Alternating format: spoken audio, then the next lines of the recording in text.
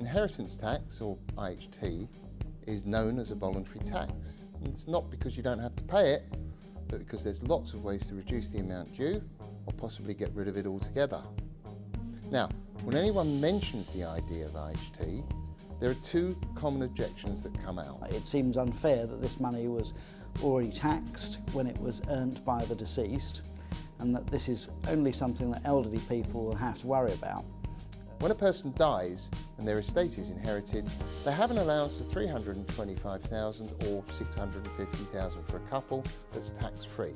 Now, you may be thinking that George Osborne said that there would be a new band of £1 million. He did.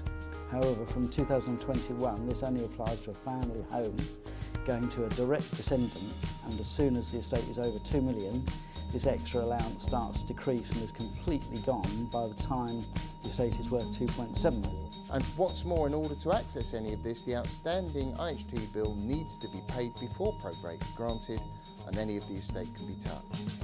This means people have to take out bridging loans to be able to inherit even the tax-free element. It's always too late at this point, but the money spent on the loan could have either been Paid towards the tax bill or alternatively on advice that could have planned a way round the whole problem. So there's three main ways you can plan for it. First of all, you can gift away those assets using your annual exemptions, gifts, trusts. The second way is to invest in IHT-friendly investments.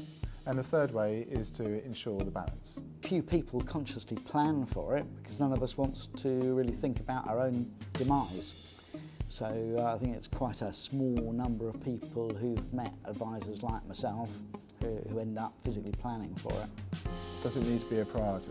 It certainly rears its ugly head and becomes incredibly important when you see 40% of somebody's wealth disappear when they die, but by then it's too late.